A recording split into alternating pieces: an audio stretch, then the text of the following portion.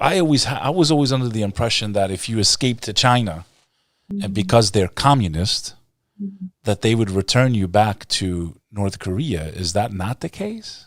No, they absolutely do. So they will send you back if they Yeah, catch you. they do send you So back. when Yeah. you escaped to China, what was that like crossing the border? Was it hard? I mean, do you remember that part of your struggle?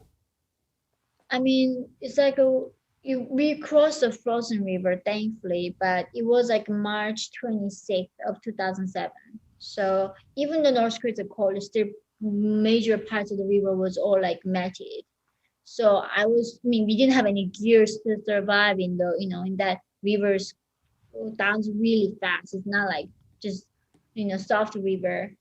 and and that's not even the part we were sent by the human traffickers, but I did not know who they were just willing to help, and I was so desperate, and I just didn't care who they were. So they were helping us to cross the river, but they did like bribe the guard in that certain position spot. But the thing is, like every 10 meters, there are different like guards. So even if I don't get shot by these guards, the other guys can shoot me anywhere. And every 10 meters is like every guard with a machine gun standing there, and it's a shoot to kill order. They don't bother to ask you to stop there. It's like what Kim Jong Un said, shoot them, shoot to kill, right? Right there, if you see anyone defect, you shoot them right there. So I think that was like biggest my fear was being shot. It was So you had to choose between starving to death or being shot or making it to the other side. well, I mean, I guess because starting with that, I mean, I have been hungry. You lose your mind, And you have no and energy. yeah, you cannot even like lift your eyelids.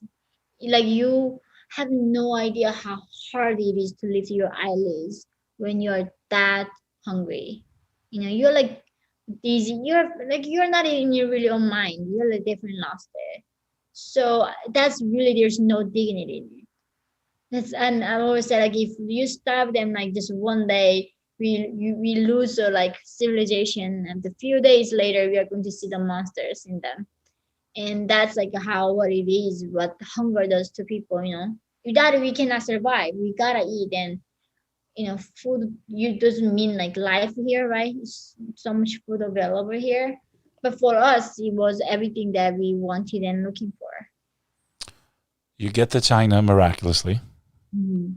But again, you're in danger if you're arrested by Chinese officials for being there illegally. They will return you to North Korea. Mhm. So what do you guys do in China? I mean, you're by yourself at this point, or who are you with? I was initially escaping with my mom, Okay. and we crossed the frozen river, and then we landed in the China. I mean, we arrived at the China side. Then the first thing just happening from my eyes was Chinese human trafficker was raping my mom. I never seen sex in movies. I never. I mean, in school there's no sex education. So and people in North Korea, lovers cannot hug or touch or holding hands. So I never seen anyone kissing anyone. So I didn't even have the word for like rape. And you're 13, Yeah. and your first witnessing of a sexual act, unfortunately, is It was horrific. It's the most horrible thing you could witness. Even if yeah, you saw your mom and dad, it would be awkward and you would feel weird. But imagine someone forcibly doing that to your mother. yeah. That's devastating. Well, I mean, I think that's the when I lost my faith in humanity.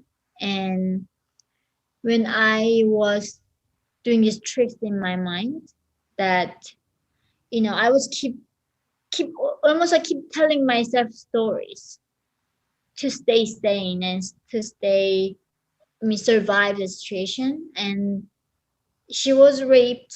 Then they were taking us to another human trafficker. And when people in America talking about slavery, I know exactly what they meant. It means because they literally make us stand in front of them, and these Chinese human traffickers, and like ask me to turn around and then see my structure, everything, and they make a price for us. Like we are like a bags, we are like puppy. for them, and You're they like, animals. You're nothing to them. yeah, You're not even human. yeah, not, of course not. Like How they, many people were there besides? Was it just you and your mom at this point with the traffickers, or were there other young ladies too? no, they're just two of us, and they estimated my mom's price to be around $65, and my price was around like $270, so like below $300. I was way more expensive than my mom because I was virgin, and that was expensive in China. So then they separated my mom and my stuff. So they stole my mom first. Then I was too skinny for them to start. So they were saying, "Oh, don't worry." They were telling my mom, like, "Don't worry, we're gonna feed her and then we're gonna raise her a little few more years because she's too small," and then sell her. But as soon as my mom left, this human trafficker again trying to rape me. I felt like a crazy person, and thankfully he had a wife. So he was afraid that if I would scream too hard, that his wife was gonna hear him. And when your mom got taken away, how devastating was that? It was already stolen, so I don't even know where mom is. I don't have the contact You information. never knew if you're gonna see her again either. No, never. And imagine in her mind, as a Yeah, parent, what she was going through. I know. But these traffickers are so sneaky. They always say they don't even tell us. Like they eventually you are gonna all meet each other, you know. And we are coming from North Korea. We don't even, I never seen the map of the world. So how do I know how big China really is? I think just like China is some kind of little village where I was living, like everybody's all next door. So I didn't even know the gravity of losing her or losing even my sister. Later it all hit me, but back then it was, we were just so innocent. We were like coming from different planet, like whatever they tell us, we were gonna believe them. He was trying to rape me and I felt like crazy. Then he sold me to another human trafficker. So every time they send me to the next human trafficker, my price goes up because they make the margin out of me. So they sold me to a human trafficker who was in inner part of China. These traffickers were more border town of China. So they made more profits of me. And the second trafficker I met, he was a Han Chinese who didn't even speak Korean. So I'm like, I don't speak Chinese. I'm 13 years old. I'm like by myself, and he was trying to rape me. Of course they do. I brought a knife, and there was like it was apartment. I tried to jump and kill myself. Then that's what he did to me. My mistress. He was going to bring my mom and my father to me. And that point I was stop being a kid. I thought like, if I sacrifice myself I can save my parents. So I did become his mistress at 13, and he did bring my mom. He brought my mom back from a farmer that he sold to, and he brought my sick father 6 months later after I arrived in China. Wow. Then once they got there, what happened? My father, a few months later, died because he was tortured so much in the prison camp, and he had a colon cancer.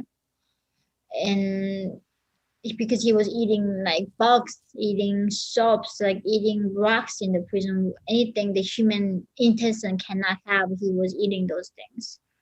So he died. I was by then 14 years old, so I buried his ashes in the middle of the night when everyone was sleeping. We could not, of course, go to cemetery. He was like no identification. We had to be invisible. So I buried him in the middle of the mountain. Then, then like the human trafficker that was bomb me that I thought was a monster. Turns out he wasn't. That's the thing. Like there's nothing black and white in this world. Even someone is so evil, they still have some good humanity side in them. He didn't let me go somehow. He didn't ask me to pay him or nothing. He was letting me go with my mom in China, which he was by going to be a missionary. So there were missionaries in South Korea. came to South China to convert us to become Christians. And if we become the believers of God, they would send us to South Korea. So that was like our price that we had to pay to be saved by the Christians, which is becoming a Christian. So they wouldn't have helped you unless you converted. Yeah.